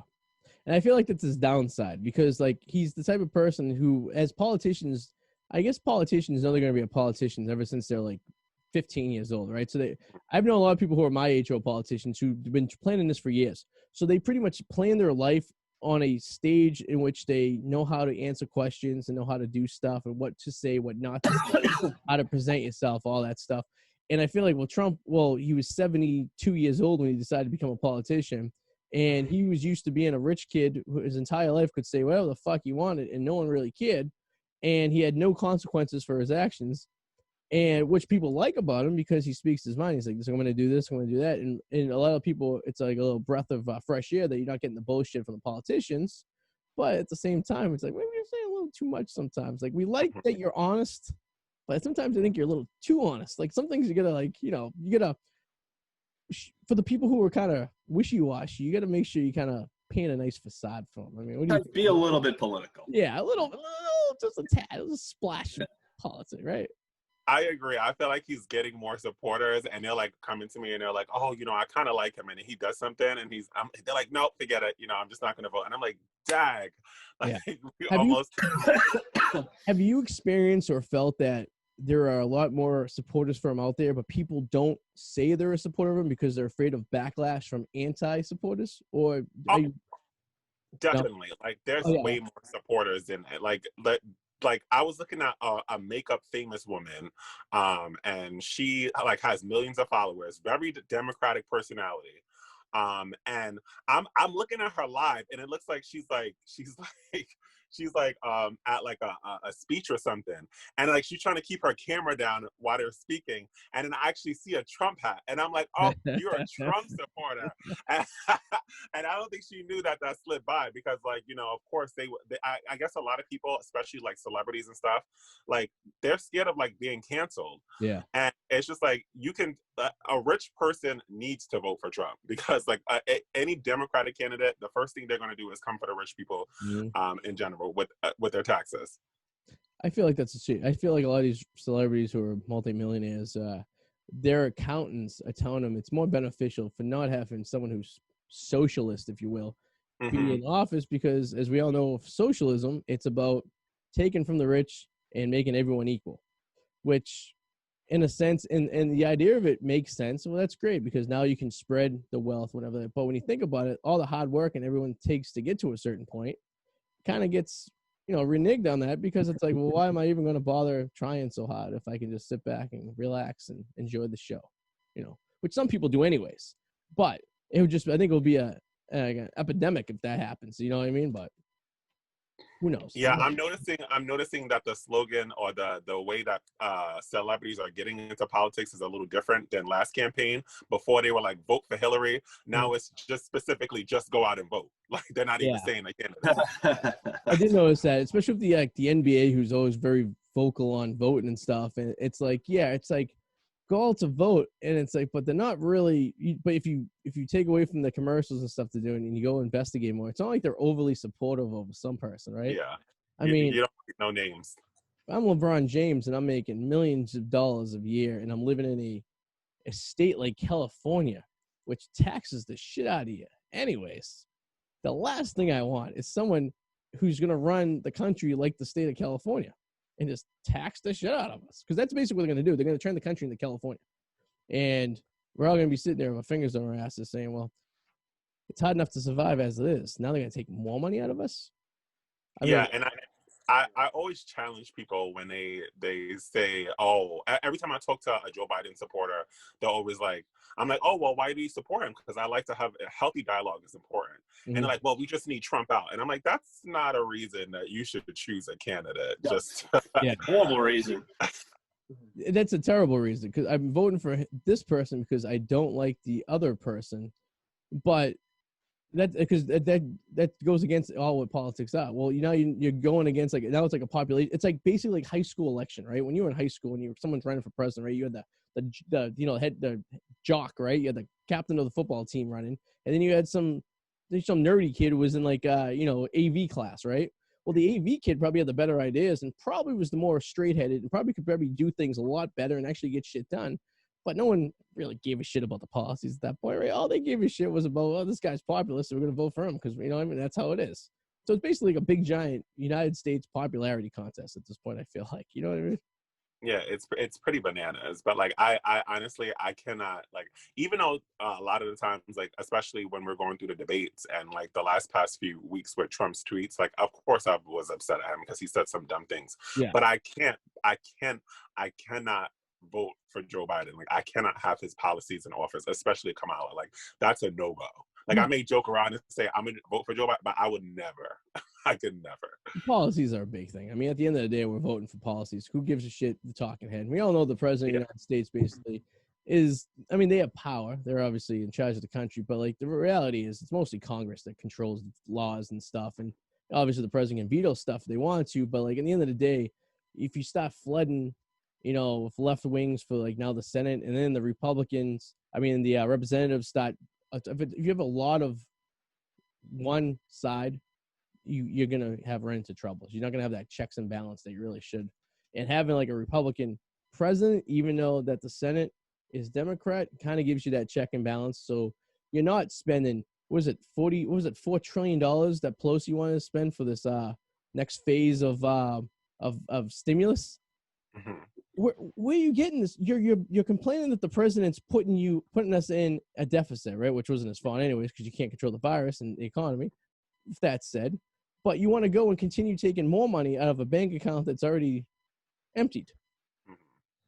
But I don't understand. I guess no one understands that. I mean, I enjoyed my check. Don't get me wrong. It was nice, right? I'm sure all of us did, right? Yeah, I know you did. I spent it irresponsibly, but it's okay. I don't think a lot of people in America, especially people who, like, vote Democrat, understand, like, how, like, this works and how, like, I agree. Mm-hmm. And it's like, it's great that you're getting this money, but it's like, where is it? Like, people get, and I hate this because people get excited over a $1,200 check, and I'm like, that's not the big thing. Like, I would rather sacrifice my check and have that go into, like, businesses that are closing and things like that, because that makes our neighborhoods, like, really bad. Like, I live in Long Island, but I came from New York City, and, like, sometimes I go into the city, never will go into there ever again, because everything's closed, and I mean, like, boarded up, like, closed permanently, because, like, they have no funding. Yeah. And it's like, that's what New York City is. And it's like, I get that we see the money. We're like, $4 trillion, like, let it out. And it's like, no, we got to be very careful where that money is going. Like, we actually need to see the breakdown. It's like your paycheck. Yeah. When you're looking at where the tax is coming from, you need to do the same thing with these policies. Well, it's true, because the $4 trillion was like a splash of it was for stimulus. The rest of it was going for stuff that had nothing to do with coronavirus or the economy. And it's like, that's another thing too, of these bills, when they wrap out multiple things into bills. I hate that. I think it's stupid. It shouldn't be allowed. Like, you shouldn't be able to wrap Z with A if they have nothing to do with each other. It makes no sense whatsoever. And it's how they get around with compromising, I guess, but it's friggin' ridiculous. But, like, another note what you said about New York City, my wife and I love going to New York City. We used to go to New York City a couple times a year. It's so easy to get to from Boston. And we were talking the other night, we're like, I don't feel safe in that city anymore. I used to go to New York City, used to walk through you can walk through all of Manhattan, never really have a problem. And even if you were in some of the neighborhoods and stuff, as long as you mind your own business, it wasn't like in the 80s or the 70s, right? It was in the last, like, 10 years, it was like Disney World, right? It was nice. It was. And now you're watching the news and you're seeing this stuff and you're like, I don't even feel safe walking through Times Square. Mm-hmm. No, it's bad. It's bad. I'll tell you a funny story. So I used to, like, every weekend I used to go in the city, and like when I had weekends off, I used to book a hotel in the city for me and my friends, and we used to, like, go out to enjoy the nightlife. Mhm. So for my birthday, I know, like, most of the nightlife was closed, but I knew a few bars would be open. So I go in there, and I stayed at the Hilton Hotel, which you think is like, an uppity hotel, at least. I mean, I go in there, and it's just like homeless people everywhere. We saw, like, as soon as we got out of my friend's car, you see needles out on the street, which is crazy because I always thought that was a myth. Yeah. And then, like, I had a whole bunch of complications, like, in the hotel room. I mean, in the hotel in general. And I called the manager, and I'm like, why are all these people in the hallway? Like, what's really going on? Because this is not sitting right with me. Yeah. And they're starting to house homeless people, which is God.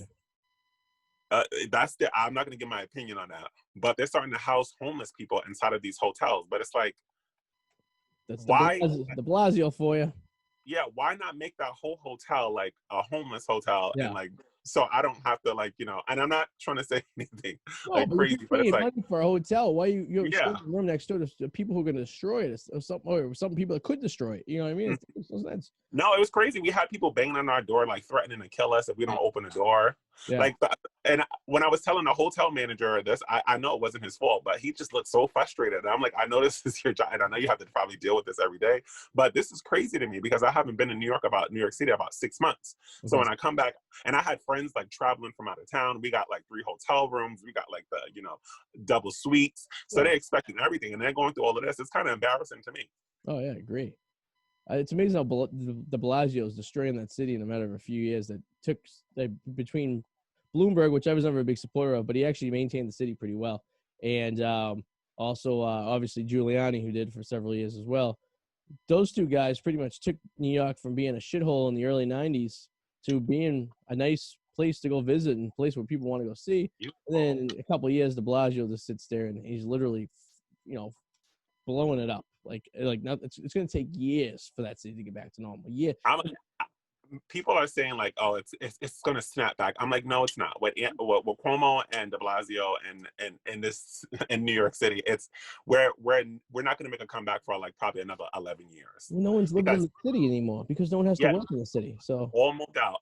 All my parents moved. My sister moved. Everybody moved out of the city, and they moved to Florida. It's going to be like Detroit. It's bad. But it looks like Adam, looks like you were saying something. You had that look. No, I'm just looking around and stuff. Because you have that glare, like you have a question. So I want to get into this king face. What the hell's going on? So I read a couple articles about you pretty much saying that what he was doing, and it sounds like it was accurate. So is this something that was doing when he was purposely having sex with people and spreading HIV and not telling them? So here's the thing. So with King Face, like, I've met him before, and I met that whole conservative side, which I don't agree with, and I'm glad I got away from them. But I met them at an event, and King Face was very triggering to me because, like, when you think about conservatives, like, we have, like, high values, like, we care about, like, things that are going on in America. We care about we're mostly all pro-life. So, like, when I saw him, like, just making all this, I made sure I distanced myself because I'm like, oh, this is not this man. So then this is not the man that I want to be around, especially, like, if I want to build my political career. Mm-hmm. So then I saw an interview with one of the representatives who are running for office for a Congress in New York City that was with a girl, and she was talking about how King Face gave her HIV. And I was like, I know this girl from somewhere. Mm-hmm. And then I went and I looked at my Facebook and I saw that I knew the girl. So I messaged her and I told her, like, I'm here for you, whatever. But then I'm like, this man, like, they're out here putting this man on a pedestal. Like, he's like the most amazing guy. Yeah. And they're saying, and I looked through the hashtag because I like to do research before I, like, assume things. So I like to have the facts. When I was looking through the hashtag of his name, there's, like, multiple women coming out saying that he gave them HIV. Jesus. So it's That's like, so fucked. How does that work? And then this man is married. This man is married, and I hate to, like, bash on him, like, but at this point I don't care. Yeah. But, like, this man is married, and you're out here doing these type of things, and you're first of all, you're a figure that's really close to the president, because he took a lot of pictures with the president. If you Google his name, you'll see him with the president. Okay. And like people are like people, and of course he's close to, you know, the Candace Owens and the rest of the Brexit team. And I'm not taking away from the great. I don't know any great things that he did, but, you know, a lot of people are saying that he did a lot of great stuff. But at the end of the day, that's still some crazy stuff. Like, and they're trying to say like all the women were lying. And it's like, what woman would come out of nowhere? Like a whole bunch of women would come out and say that they have HIV and they were all linked to you, and like show tests and stuff. Like, that's like a little weird. Well, that's the like, thing. It's like you can prove it too with a test. So if you have enough people to say it, I mean, that's a little bit. It's no longer a coincidence, you know what I mean? It's like, oh, they just have all those women with HIV just happen to, like, you know, be connected to you and have pictures with you, and that's not right. And you're dating all these women and you have a wife. So like at that point, like he was in the hospital for, I don't even remember. So like they're like trying to do a GoFundMe, and I'm sorry, he doesn't deserve our money. Like, that's for his family to figure out and whatever. Like, at the end of the day, we are responsible because at the end of the day, as conservatives, we put him at the pedestal. Well, he was put in the face of hundreds of women. Like, I mean, this man has pictures with Trump. Imagine how many women were in his DMs. Yeah. So I can be honest. I'm not 100% familiar with King Face, but I guess he's a social media influencer. Is that basically his claim to fame? He was like, he was part of the Brexit team with Candace Owens. Okay. And he called himself like a conservative thug. Gotcha. Okay. Yeah. Interesting.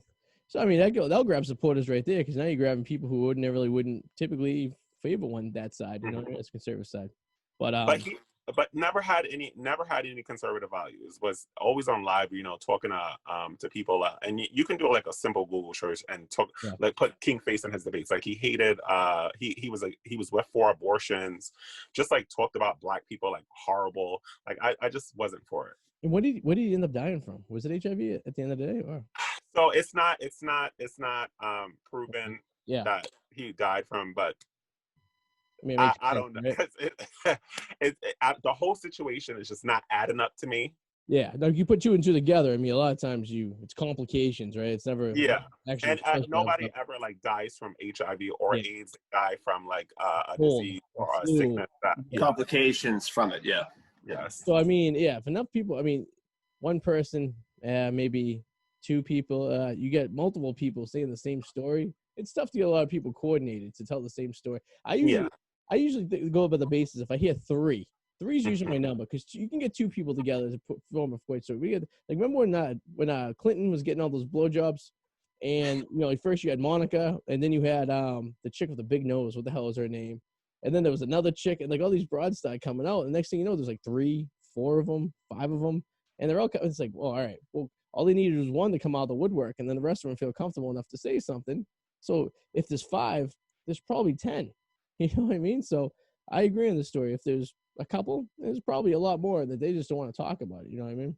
And I was very disappointed the way the conservative movement like handled it. It was like they were trying to bury it, and it's like, well, that's a really serious accusation. So like that's something that we need to check, and we need to check immediately. Like that's like that. I'm not. Matter of fact, I'm gonna say it. Like if. Let's say the media grabbed onto this, right? Mm-hmm. And all they would have to do is finagle it and put his face with Trump and then run those stories.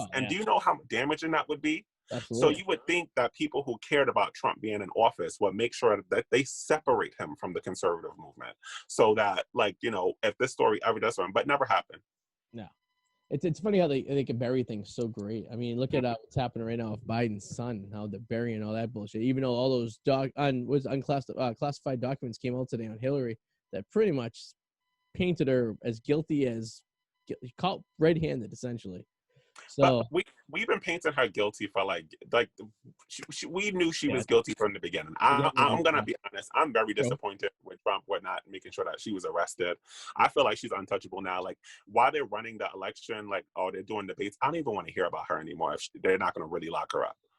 I felt like he was doing a favor because they were friends years ago. It was almost like if you're going against a friend that you're an acquaintance for something, for a competition, and I compare it to like sports. You have two friends who are coaches, they're acquaintances, and they don't run up the score on the other coach because there is a sense of, we were friends before, I'm not going to bury you. And I think Trump did, believe it or not, probably the nicest thing in saying, all right, we're just going to bury this. We're going to not mention it. I'm not going to, pursue it. Basically telling her just to go the fuck away, go live your life, retire, and have a good time, and don't open your mouth about anything anymore.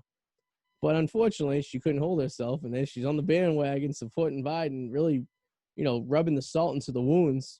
Mm-hmm. And it's like spitting on the hand, biting the hand that's feeding you. Because this guy was giving you a break. He could have easily prosecuted you. He could have easily thrown you in jail.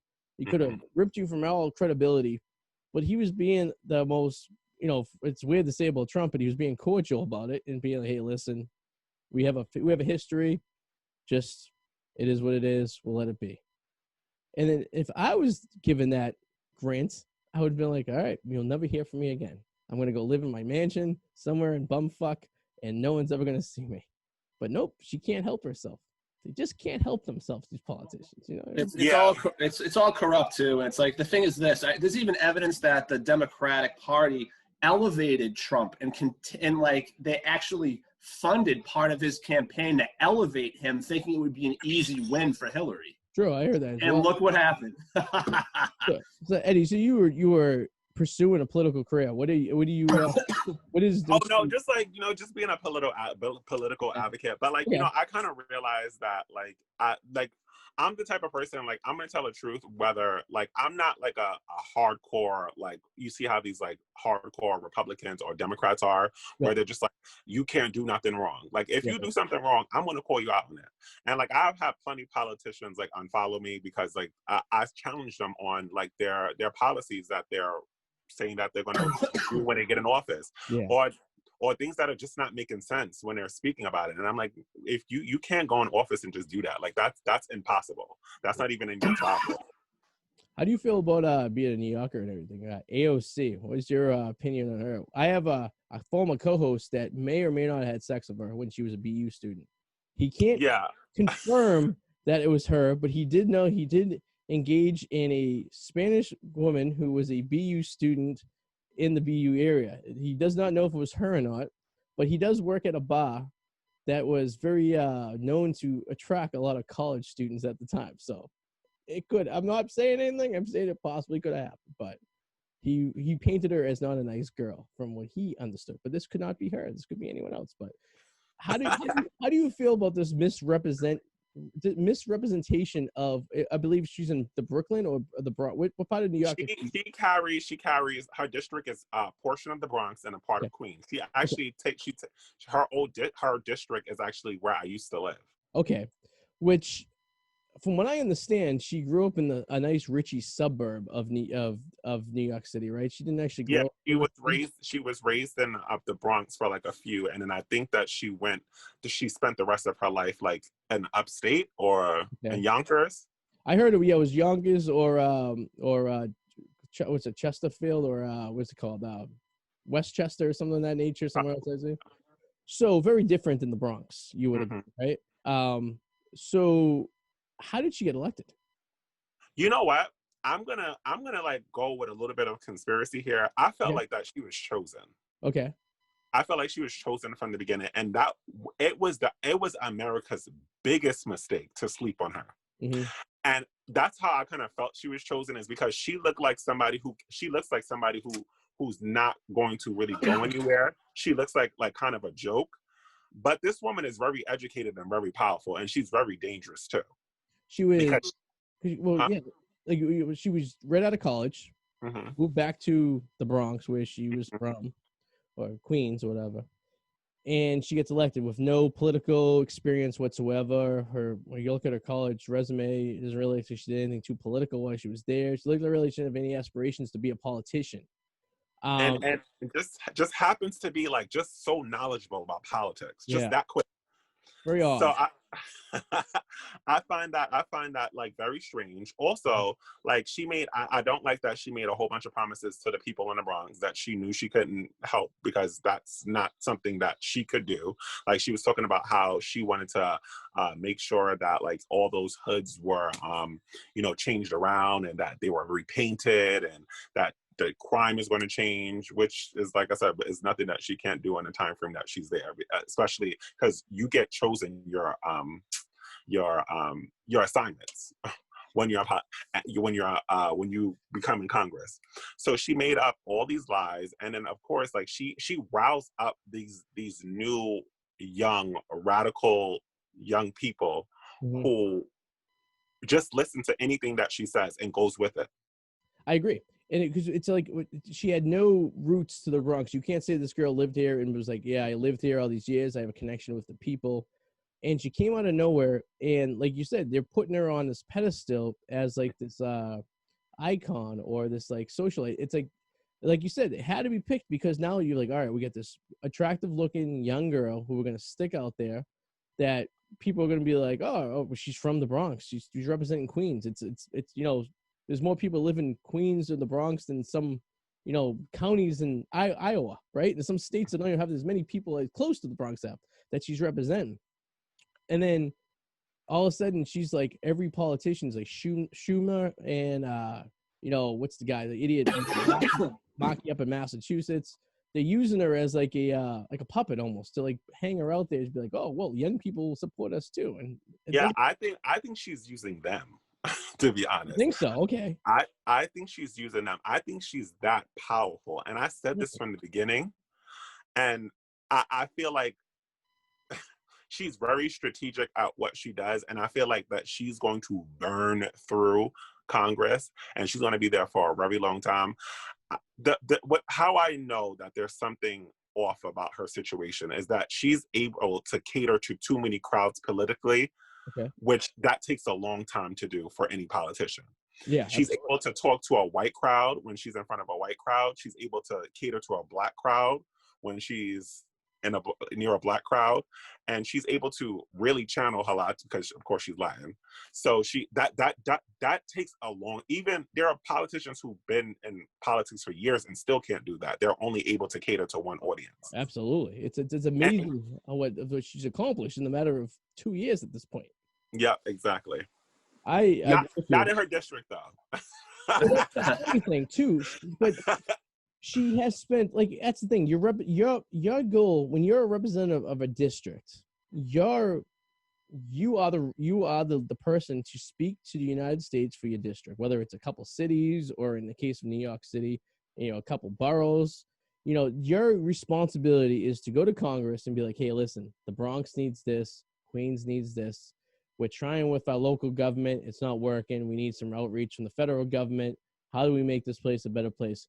And to me, these people who are representatives of their district spend way too much time in Washington, D.C. and not nearly enough time in the actual district in which they live. I read rumors her office isn't even open yet in Queens or wherever it's located. It's been under construction for 2 years. She has no representatives that are even there. It's almost like they have no representation. Mm-hmm. And we're talking about tens of thousands of people with no representation. So I 100% agree with you. They picked her out. They found the pawn, and now it's kind of like a superhero movie. They took this person and to use her, but now she's using them, and she's going to take over power. So what do you think her? Obviously, her long game is probably president someday, right? But what do you think realistically, what she's going to accomplish? How far do you think she's going to get? Because you're going to have to take down, if she wants to be a senator, you get Chuck Schumer and you get or if you want to be a governor, you got to deal with, Cuomo and people like that. Really powerful politicians. What's her deal? How is she going to take these people down? And, Well, to take out Cuomo de Blasio right now is so easy because everybody in New York hates them. Oh, absolutely. Yeah. And of course, like a lot of people in New York City don't understand how politics works. So when they see her on TV, and she's saying that she's trying to process all these things, especially things that she's not even involved with. They don't know how to register. Like, oh, red flag. Like, that's not what she said that she was going to do. That has nothing to do with the Bronx. But like I said before, a lot of people in New York City are politically kind of ignorant, and what they care about is they like the celebrity vibe that she gives off. And I really feel like that she can run for I don't really know. I wish I could research her more, because I could probably figure out like what kind of situation she's going, like trying to go, what kind of route she's trying to go through. But like, I wish that other people would stop sleeping on her, because like, I don't think they understand how dangerous this woman is. Like, we need like more like radical, like Republican people in Congress, so that they can go like at the jugular and make sure that you cancel out all those women, because they are very like, I think that the House has more respect for AOC than they do Nancy Pelosi. Oh, I agree. Absolutely. Yeah. And just because like she calls things out and she does it in the public, and that has never happened before. Like, if she has a problem. But she's not 100% accurate usually. But she just kind of like, but people don't know that. People don't fact check. Of course, of course they don't fact check. But like, she'll make sure that she goes in the public and like she'll say, well, Nancy Pelosi didn't do this, or and people are like, what? She didn't do this? Like, let me go tweet at her and do all this other stuff. And she has a lot of people a lot of her followers are social media people. This is a new thing. Like the older Congress people, they don't know nothing about social media. And look at her following. She has almost 2 million followers. Crazy. Higher than almost any political candidate that's out there, except for, in Congress. Well, here's the thing. You have one person to blame for that, and it's our current president, because he was the social media guy. And it's now politicians, the only way you're going to be successful to at least get the younger population, I would say 45 or younger at this point, is to be on social media. If you're an old timer, that's the thing. There's no one run against Pelosi out in San Francisco. Every year that she just run and no one even challenges her, because there are so many young progressive people who live in that portion of California, especially, that I cannot wrap my mind around. They can't come up with a better person to run against her than her. I think people are afraid to challenge her. I think that we have, like, I saw, like, there's a few people who are trying to challenge these career politicians. Like, there's one guy who's running against Maxine Waters, which he's really good, because he's doing the same thing that, like, AOC kind of did, which is challenging and, like, really going out and going to the neighborhoods where people don't vote so he can actually get those votes. Yeah. I think what happens is that, like, people just are so used to them being there, and they're like, just wait till, like, they croak or retire, and then we'll just leave them there, and then we'll figure that out later on. They don't really care that much. I mean, look at California. It's a shithole. Well, that's Massachusetts for you. Ted Kennedy was there since 65, I think he was. He was a senator. And the only way you could become a senator in Massachusetts is literally if someone dies, because they will keep on voting you in, and I don't know how they get in. I don't know how Pocahontas is a senator at this point, because I don't know anyone who votes for her. I honestly don't. And but they can't get a strong enough Republican counterpart to fight against her. And it's Massachusetts, and it's like California, and it's like New York and all the other liberal states out there that you pretty much, when I vote for Trump, I know I'm just throwing that vote out the window on election day, because it's liberal Massachusetts, and that's the way it rolls. But I like to vote because I like that number, because I want to see the popularity vote. And I want to see it counts on that, even though it doesn't count. It still kind of counts in a sense of. I like to vote because I like to complain. I feel like if you don't vote, you don't have the right to complain because you didn't do anything. So by me at least going to the poll, even if I vote for someone that I write in, I have reserved my right to bitch and moan. That's how I see it. You hope you're writing me in on election day. No, I told you I'm voting for Nicki Minaj. I told you. Well, also Republicans need to start getting more strategic on how they find candidates to run for office. Like, the Democrats have done a really good job with picking the people who are actually going to rip through or, like, destroy. Like, we've seen them take over seats. and destroy candidates who have been in their office for years. Like Republicans need to do the same thing and stop taking the same action that they've been doing for years, or just relying on that old school way of getting people nominated. It doesn't work that way. You're going to need younger people who are more relatable, and it's you have to start training these people from now for years later. You know what I mean? Well, I volunteer as a Republican. Yes, if I do too. Somebody wants to take me or Eddie on to be a pawn, to be an AOC type for the Republican Party, I agree. We would volunteer for this, right? Would you be up for this? Yeah, I could definitely like rip AOC apart. Like that would be so easy. I would love to see you do that. Oh, anybody. I can't think we should, we're putting this out here on the internet for anyone who wants to modify the Republican Party a bit and get a little bit. You're gonna be a fucking president someday. You guys, listen, if you became president, I'd be more than happy to be vice president, Eddie. Any day of the week, we could make America even greater again. I can definitely take out any candidate that's out there. It's so easy because they're so not knowledgeable on policies and things like that. Like it's so easy to catch them. Oh yeah, I mean, especially with social media these days, kids are getting in trouble for stuff they did. Now, just think. I don't know how old you are. I'm assuming you're close to our age, in 30s, late 20s, 30s, whatever. So you know how like social media first, Facebook, MySpace, all that stuff. And you could go back in time. I get, 12 years ago on Facebook, you posted this, and I read it. I go, oh my God, I can't believe I put that on the internet, right? But like, just think like now this our generation, there's no way to hide shit, right? I ran for local government in my town, and I had to pretty much cleanse some of my Facebook stuff, even though I know people weren't going to be looking in for the 10,000 people that were going to vote for me. But just in case, because you never know where it's going to lead. You don't want that one weird random tweet that you did one night when you were drunk sitting there, put out there and someone interpreted it the wrong way. So, but just think of stupid kids now. You're say a 25-year-old right now has lived on social media their entire lives. And I'm sure they've said their share of stuff that they probably regret saying, or they didn't really think about when they said it, or they weren't, sober when they said it. But someone's going to use that against them someday. And I think it's kind of unfortunate. But in the same token, you got to be careful. You got to go, if me and you are going to run for president, vice president, me and you got a significant amount of work to do. We got to clear a lot of paths of the past so no one could find anything from our MySpace account from 2006. So yeah. No, I'm really good at making sure that I do. Like there was an app that you can use on Twitter that actually cleanses all your tweets. You pay for it and it cleanses all your tweets. I don't believe that at all. They always find a way to somehow. And actually, like I probably could twist it around. Like if they would like to bring a tweet up, like I would probably be like, yeah, I was young and dumb. That happens. I think honesty is the best policy in that situation, because if you clearly said something that was inappropriate, or you weren't really in the right mind when you said it, or give you any excuse on the book.